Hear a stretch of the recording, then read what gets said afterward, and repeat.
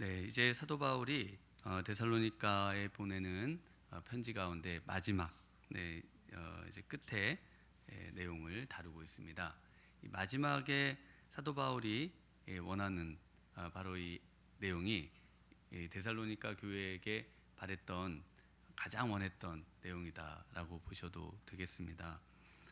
데살로니가 교회 이제 생겨난 지 얼마 되지 않고 계속 유지가 될지 아니면 없어질지 노심초사하면서 늘 이 데살로니가 교회를 예의주시했던 사도 바울이 이 교회를 향해서 끊임없이 기도하고 그러면서 교회가 정말 주님 안에서 잘 성장해 가기를 원하면서 가장 이상적이고 바람직한 그 교회의 모습이 무엇일지 그것을 이 마지막 부분에 또 이렇게 담아주고 있습니다. 그래서 이 마지막 내용을 보시면서 이상적인 교회가 어떤 교회일까? 우리 하나님이 바라시는 교회의 모습은 어떤 모습인가? 네, 참된 교회의 모습이라는 말씀으로 또 말씀을 증거하도록 하겠습니다. 네, 첫 번째는 참된 교회는 역시 기도하는 교회입니다. 네, 기도하는 교회. 우리 1절 말씀을 한번 같이 읽어보겠습니다. 끝으로 형제들아 너희는 우리를 위하여 기도하기를 주의 말씀이 너희 가운데서와 같이 퍼져나가 영광스럽게 되고. 네, 그래서 형제들에게 바라는 첫 번째는요 기도죠. 끝으로 마지막으로 권면하고 있는 내용이 뭐냐면 우리를 위해 기도하라는 겁니다. 그래서 교회는 무엇보다 기도하는 곳이고요.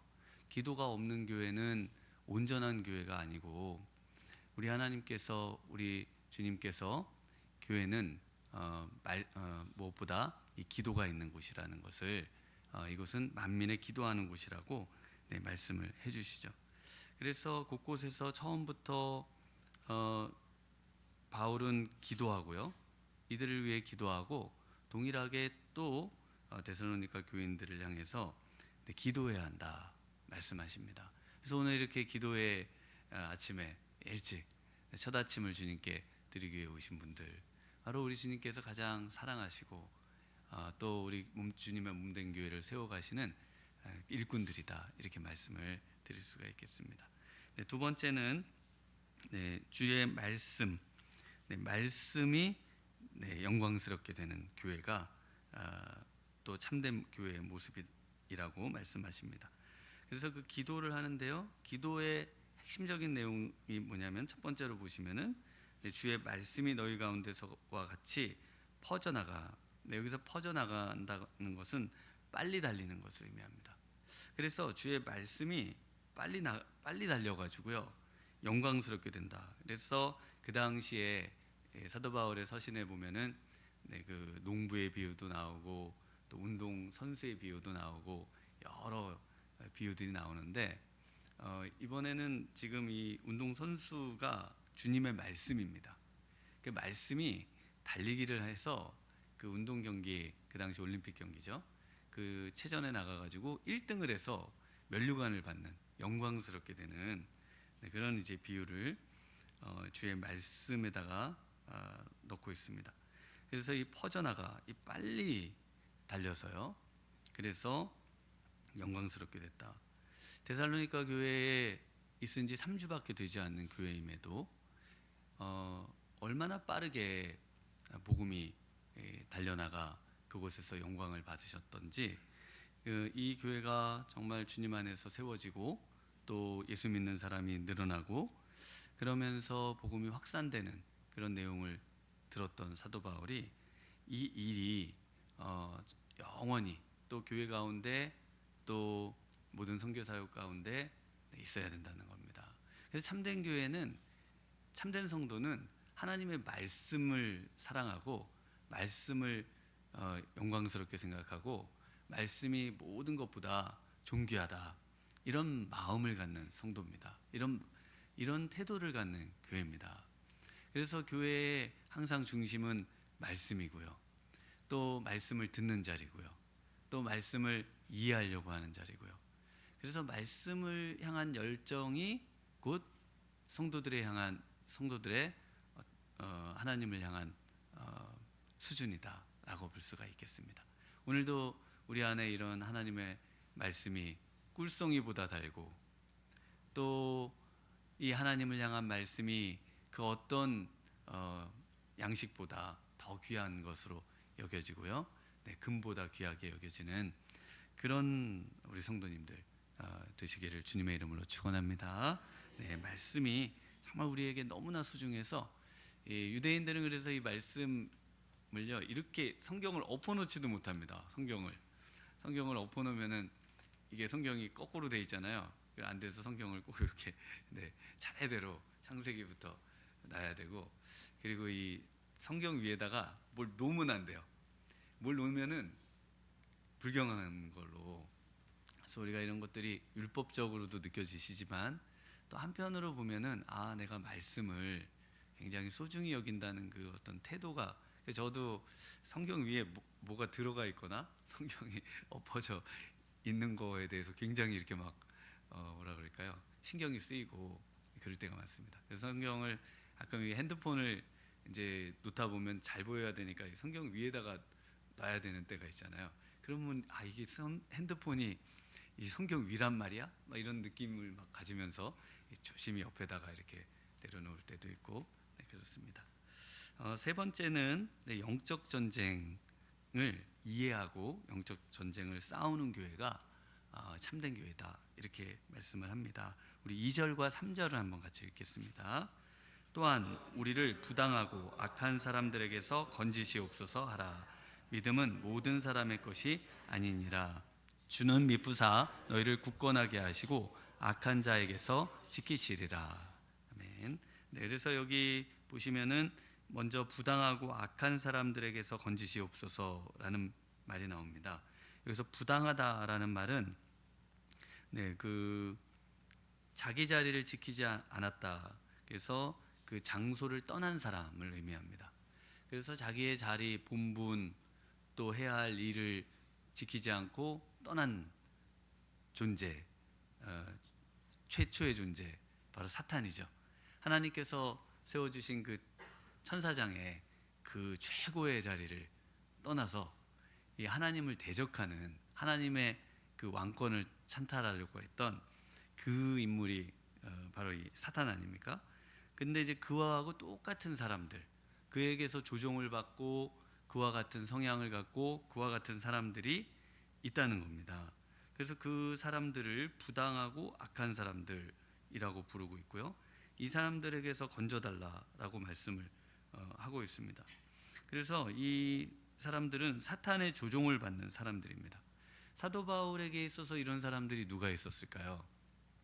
이런 사람들은 누가 있었냐면 이 특별히 사도 바울을 계속 음해하고 사도 바울을 괴롭히고 사도 바울에게 실질적으로 물리적으로 사도 바울을 죽이려고 했던 사도 바울의 선교 사역을 방해했던 이 유대인들이 있었습니다. 유대인들과 유대인들에 의해서 선동된 사람들, 또 그 복음보다는 복음의 사역을 방해하고 오히려 자신들의 그런 물질을 숭배하고, 네, 그래서 사도 바울을 계속해서 끊임없이 괴롭혔던, 사역자들을 핍박했던 그런 사람들을 가리키고 있습니다. 이런 사람들은 어떤 사람들이에요?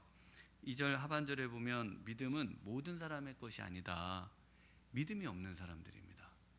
그래서 이런 사람들은 자신의 일을 하면 되는데요, 괜히 이 사도 바울이 무슨 해를 끼치는 것도 아니고 사도 바울이 나쁜 사람도 아니고 복음을 전하고 또 하나님의 그런 말씀을 전하고 또 선한 일들을 권장하고 어떤 면에서는 가장 선한 아름다운 사회, 바람직한 사회를 만들어가기에 가장 좋은 것들을 행하는 그런 일임에도 불구하고 자기의 일에 집중하지 않고 오히려 그것을 방해하는 그런 이제 사람들을 가리킵니다. 그래서 이런 사람들이 3절에 또 나오죠. 왜 이런 사람들이 이렇게 됐느냐? 3절에 보면은 악한 자가 나옵니다. 악한 자, 바로 사단이죠. 이 악한 자에 의해서 이 묶여 있는 사람들, 악한 자의 조종을 받고 악한 자와 함께 생활하는. 그래서 우리 믿는 사람들도 순간 잘못하면은 사탄의 꾀임에 빠지지 않습니까? 그래서 사탄이 너를 밀가 부르듯 하려고 할 때 내가 너를 기도했다. 우리 예수님께서 계속해서 이 베드로와 제자들, 또 지금 오늘 우리를 위해서도 이 악한 자에게 넘어가지 않도록 기도하고 계시는데, 우리가 그것을 이해하지 않으면요, 어느 순간인가 사탄에게 조종을 받고 사탄의 생각이 우리 마음에 들어오고, 그래서 나도 모르는 사이에 이런 역할을 할 수도 있다는 것을 우리가 이해를 하면서 늘 기도에 힘써야 된다는 겁니다. 그래서 우리 예수님께서 우리에게 기도를 가르쳐 주실 때도요, 주기도문 가운데도 악에서 우리를 구하옵소서라는 기도를 하지 않습니까? 여기서 악이 그 악한 자를 의미하거든요. 악한 자에게서 우리를 건져달라. 그런데 그 악한 자예요. 그 악한 자가 사탄이죠. 모든 악의 배후에 사탄이 있습니다. 그래서 우리가 혹시 이게 악한 자가 우리의 마음을 빼앗아가는 것은 아닌가? 괜히 내 옆에 있는 분이 이유도 없이 미워지고, 괜히 교회가 이유도 없이 싫어지고, 괜히 기도하는 게 안 해야 될 것 같고, 이런 우리로부터 하나님께 분리시키고요, 성도와 성도들을 분리시키고요, 우리 안에 성령의 열매를 맺게 하는 것이 아니라 우리 안에 계속해서 세상적인 그런 관심과 세상적인 마음을 갖도록 만드는 것, 이러한 것들을 지금 주의하고 이러한 것들과 싸워서 이겨야 한다. 그리고 이런 것들을 우리 힘으로 이길 수가 없습니다. 그렇기 때문에 우리가 깨어서 기도하는 것이죠. 그래서 그것을 위해서 기도하라, 이렇게 말씀을 하고 있습니다. 우리 이제 네 번째로는요, 6절부터 이제 15절 마지막까지의 내용을 한마디로 말씀을 하고 있는데요. 그 내용은 내 말씀대로 사는 것입니다. 그래서 참된 교회의 모습은 이제 하나님의 말씀을 사모하고 하나님의 말씀을 가장 소중히 여김과 동시에 하나님의 말씀대로 살아내는 겁니다. 그것이 진짜 하나님이 가장 원하시고, 또 그러한 교회가, 그러한 성도가 우리 하나님이 원하시는, 기뻐하시는 그런 교회요 성도라고 말씀을 하고 있습니다. 6절을 한번 같이 읽겠습니다. 6절입니다. 형제들아, 우리 주 예수 그리스도의 이름으로 너희를 명하노니 게으르게 행하고 우리에게서 받은 정통대로 행하지 아니하는 모든 형제에게서 떠나라. 그래서 여기 보시면은 게으르다, 이게 데살로니가 전서에도 나오거든요. 이 게으른 자들에 대한 내용이 게으르다. 그리고 또 7절에 보면 무질서하게 행하다라는 표현이 나오는데, 이것도 이 게으르게 행하다라는 말을 무질서하게 행하다, 이렇게 이제 번역을 하고 있습니다. 또 11절에 가시면은 또 게으르게 행하는 사람이 나오죠. 그래서 이 게으르게 행하는 사람이 뭘까요? 게으르다. 그러면 우리는 이렇게 뭔가 하는 일을 제대로 안 하고 빈둥대고, 또 늦게 일어나고, 또 뭐 이렇게 좀 다른 사람들이 볼 때 참 이렇게 열심을 내지 못하는 그런 사람이지 않습니까? 근데 이 사도 바울이 얘기하는 게으름은 조금 달라요. 그런 게으름도 당연히 열심히 일하고 수고하고 애써야 되는데, 그런 삶을, 영적인 삶을 이 부지런한 삶으로, 그에 반대되는 내용으로 쓰고는 있습니다만은, 여기서 말하는 게으름은 바로 그 다음, 게으르게 행하고 다음에 나옵니다. 그 내용이 뭡니까? 우리에게서 받은 전통, 여기서 우리에게서 받은 말씀을 말합니다. 자신이 가르쳐준 주님의 말씀, 하나님의 말씀, 이 말씀대로 행하지 아니하는 모든 형제를 가리킵니다. 그래서 하나님의 말씀대로 행하지 않는 사람, 말씀을 듣기는 듣는데 행함이 없는 믿음, 그런 믿음을 야고보 사도는 죽은 믿음이라고 하잖아요. 그래서 듣기는 듣는데요, 행함이 없어요. 알기는 아는데요, 행함이 없어요. 그 대표적인 사람들이 누굽니까? 유대인들이잖아요. 유대인들은 정말 대단합니다. 성경을 다 외워요. 정말 성경을, 그것도 원문으로 외우잖아요. 그래서 성경을 외우고 암송하고 매일 그 말씀과 함께 살고, 또 그 율법을 지키기 위해서 그 목록을 만들어 가지고 그 목록대로 그 열심을 내는데, 그런데 말씀의 그 뜻에 따른 순종이 없습니다. 그 순종이 없는 대표적인 사람들이, 그래서 우리 예수님이 이 겉과 속이 다르다, 회칠한 무덤 같다, 뭐 아주 정말 많은 저주의 내용을 이런 사람들에게 하시지 않았습니까? 그래서 이 말씀을 듣고 말씀대로 살아내는 거, 말씀대로 살아가는 거, 이것이 우리 성도들에게 우리 하나님께서 가장 원하시는 내용입니다. 그래서 사도 바울이 자신이 그럼 어떻게 말씀대로 살았는지 그 데살로니가 교인들에게 이야기를 하고 있습니다. 네, 우리 8절에 보면은 이런 내용이 나오죠. 네, 첫 번째로 보면은 음식을 값없이 먹지 않았다. 그러니까 그 당시에 이제 교회가 생기니까 교회에는 사랑이 많잖아요. 사랑이 있어야 되니까 오늘날은 먹을 게 많으니까 이렇게 뭐 식사를 또 좀 대접하고 또 서로 음식값도 내주시고 뭐 이래도 그래도 부담스러운 분들도 어렵고 힘든 분도 많은데, 고대에는 정말 이 먹고 사는 문제가 심각했지 않습니까? 정말 그 하루 열심히 일을 해야 하루 먹고 살고, 그래서 이 몸이 건강해야만 간신히 이 생계를 유지할 수 있던 그런 시대인데, 그런데 이제 교회는 늘 서로 섬겨주고 사랑하고 이래야 되니까요. 그러니까 우리 주님께서 이 열심히 일하면서 살아야 된다, 이런 이제 성실에 대한 말씀들을 계속 이제 말씀을 통해 주시는데, 주님이 다 책임져 주신다 뭐 이러면서 교회에 와서 민폐를 끼치는 분들이 있었다는 겁니다. 네, 그런 이제 내용이 이제 음식을 값없이 먹지 않는, 네, 그런, 그래서 부담을 드리는 거, 성도들에게 부담을 주는 거, 이런 것들은 말씀에 순종하는 게 아니라는 겁니다. 교회에 부담을 주는 것도 마찬가지고요. 그래서 그 내용을 말씀하면서 오직 수고하고 애써 주야로 일했다, 이렇게 말을 하시죠. 그래서 이 사도 바울이 텐트 메이커로 자신이, 그 텐트가 어떤 텐트냐, 실제 우리가 거주하는 텐트냐, 아니면은 그 어디서 나가서 만들 수 있는 텐트라고 그래서 유대인들의 이 기도 보자기가 있거든요. 그래서 이 기도 보자기를 이렇게 쓰면 텐트처럼 됩니다.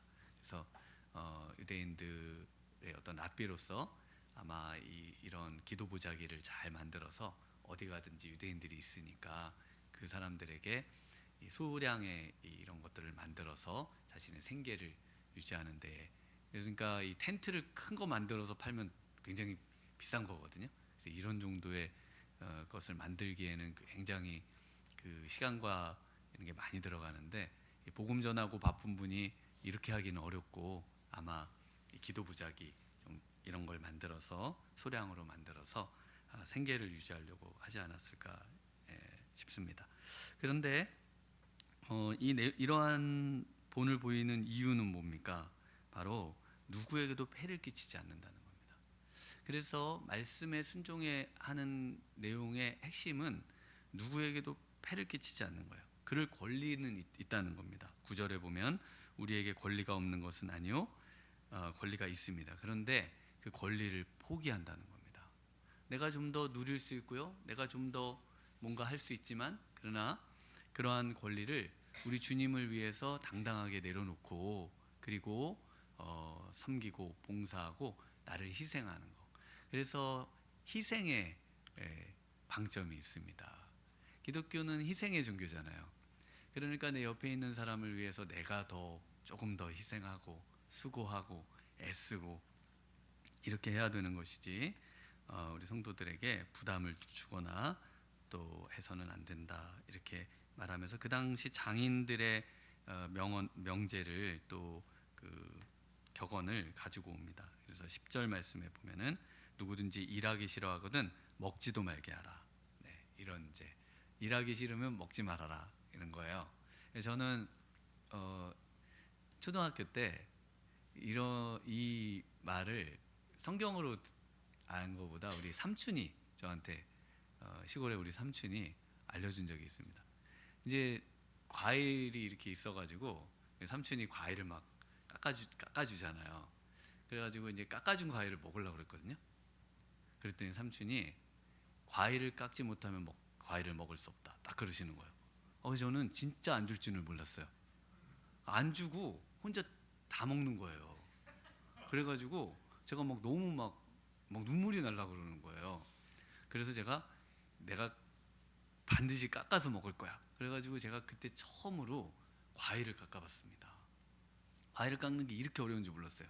너무 살점이 많이 떨어져 나가는 거예요. 그래서 너무 아깝고, 이 과일 깎는 거 하나도 이 굉장히 노력이 들어가야 되고 애를 써야 되는 거구나. 그래서 제가 처음에는 삼촌이 너무 믿고 막 눈물도 나고 그랬는데 나중에는 너무 고마웠습니다. 이 과일을 깎는 거, 내가 과일을 깎아서 삼촌을 드려야 되는데 내가 이거 과일을 맨날 이런 거는 난 깎아주면 먹기만 하는 사람이야. 그래서 과일을 깎지 못하는 자는 과일을 먹을 수 없다. 네, 그때 제가 그래서 일하지 않는 자는, 싫어하는 자는 먹을 수 없다, 못 먹는다. 이렇게 이제 딱, 네, 하나님의 말씀에 이 당시의 격언을 또 이렇게 넣어놨습니다. 11절 한번 같이 읽습니다. 우리가 들은즉 너희 가운데 게으르게 행하여 도무지 일하지 아니하고 일 만들기만 하는 자들이 있다 하니. 네, 이 사람들의 또 하나의 특징은 뭐냐면요, 일하지 않고 일을 만들기만 한다. 여기서 일을 만들기만 한다는 것은 쓸데없이 참견한다는 겁니다. 그래서 자기의 그 일에 충실하고 자기에게 맡겨진 직분에 충성하는 거, 이게 가장 중요합니다. 내게 맡겨진 일이 뭔가에 대해서 충성하고 그것만 생각하기도 사실 바쁘지 않습니까? 우리에게 주어진, 내게 맡겨진 가정과 내게 맡겨진 그 과업과 정말 그것만 해도 막 정신이 하나도 없는데 이거는 안 해요. 이거 안 하고 옆에 사람 뭐 하나, 저 잘하나 못하나, 이런 태도를 가지고 신앙생활을 한다는 겁니다. 다른 사람들을 지적은 하기는 좋아하고 잘하는데 자신의 일은, 자신의 모습은 자신의 눈에 있는 들보는 보지 못하고 남의 눈에 있는 티만 빼주려고 하는 그런 어떤 판단하는 사람들을 가리켜서 이 게으른 사람들이다. 그래서 이런 사람들을 가리켜서 아주 심하게 얘기하시죠. 그렇게 권면하고, 그리고 이런 사람들 때문에 13절에 낙심하지 말고 또 14절에는 이런 사람들하고 아예 사귀지도 말고, 네, 이 사람들 다시 한번 나오죠. 14절에 우리 말을 순종하지 아니하는, 하나님의 말씀에 순종하지 않는 사람들이죠. 이런 사람들을 지목하고 이런 사람들을 딱 분류한 다음에 이런 사람들은 사귀지도 말고 부끄럽게 해야 된다. 굉장히 강한 말씀 아닙니까? 오늘날 뭐 그렇게 할 수는 없잖아요. 그래서 우리가 말씀으로 다시 한번 우리 자신을 돌아보고 이 아침에 정말 우리 주님께서 이 마지막 때의 선한 이런 영향력 있는 이 믿음의 사람들로 잘 세워져 갈 수 있도록, 오늘 아침에도 새 아침 기도로 힘있게 출발하시는데 오늘도 우리에게 힘 주시고 능력 주시고 또 우리 주님이 기뻐하시는 하루로 승리하시는 우리 성도님들 되시길 주님의 이름으로 축원합니다. 네, 기도하시겠습니다. 하나님 아버지 감사합니다. 오늘도 주님의 말씀으로 하루를 시작합니다. 또 우리 주님이 기뻐하시는 기도로 하나님 하루를 시작합니다. 하나님, 오늘 하루의 모든 싸움이, 삶이 영적인 전쟁임을 기억하며 날마다 주님께 깨어있게 하시고 또 우리에게 주신 모든 일에 게으르지 아니하고 말씀에 순종하며 승리하는 오늘 하루 되도록 우리 주님께서 함께해 주시기 원하오며 예수님 이름으로 기도하옵나이다. 아멘.